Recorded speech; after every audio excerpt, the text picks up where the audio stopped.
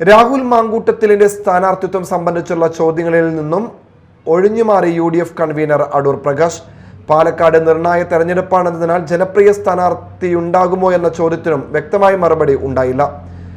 AICC ആണ് ഇത്തരം കാര്യങ്ങൾ അന്തിമമായി തീരുമാനിക്കുക.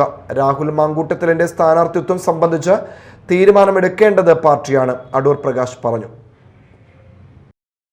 ലീഗിനെ സംബന്ധിച്ചിടത്തോളം ഞങ്ങൾ അത്തരത്തിൽ ഓരോ ആളുകളെക്കുറിച്ചും അവർക്ക് എത്ര സീറ്റിന് അർഹതയുണ്ട് അല്ലെങ്കിൽ മറ്റൊരു പാർട്ടിക്ക് എത്ര സീറ്റിന് അർഹതയുണ്ട് എന്നതിനെക്കുറിച്ച് ഞങ്ങൾ തൽക്കാലം ചർച്ച ചെയ്യുന്നില്ല. ഞങ്ങളുടെ നേതാക്കന്മാർ, മുതിർന്ന നേതാക്കന്മാരെല്ലാവരും ഉണ്ട്. ഞങ്ങൾ ഒത്തുചേർന്നിരുന്നു കൊണ്ട് കാര്യങ്ങൾ ചർച്ച ചെയ്യുന്നു. ആവശ്യം എന്തായാലും പരിഗണിക്കും.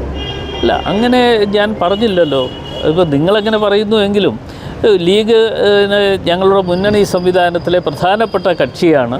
അപ്പോൾ പ്രധാനപ്പെട്ട കക്ഷി എന്നുള്ള നിലയിൽ അവർ പറയുന്ന കാര്യങ്ങൾ ഞങ്ങൾ കേൾക്കും. അതിൻ്റെ തീരുമാനങ്ങൾ ഏത് തരത്തിൽ വരും എന്ന് ഇപ്പോൾ പറയാൻ പറ്റുന്നില്ല. ഒരു കാര്യമുള്ളത്, ഇത്തവണ ഏറ്റവും കൂടുതൽ ശ്രദ്ധ എടുത്തൊരു മണ്ഡലമാണ് പാലക്കാട്.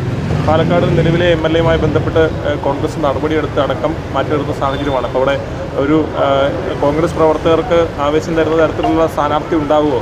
എങ്ങനെയാണതിന്?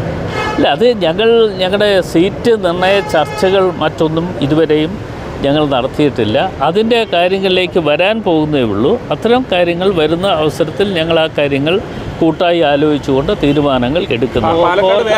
പാലക്കാട് മറ്റൊരു MLA ഉണ്ടാവും, അതായത് രാഹുൽ ഇനിയും വീണ്ടും സ്ഥാനം മത്സരിക്കില്ല. അല്ല, അത്തരം കാര്യങ്ങൾ ഞാനിപ്പോൾ തൽക്കാലം പ്രതികരിക്കാൻ തയ്യാറാകുന്നില്ല. പക്ഷേ അത് കൂട്ടായി ഞങ്ങൾ ആലോചിച്ചുകൊണ്ട് ആ കാര്യങ്ങൾക്ക് തീരുമാനങ്ങൾ കൈക്കൊള്ളും.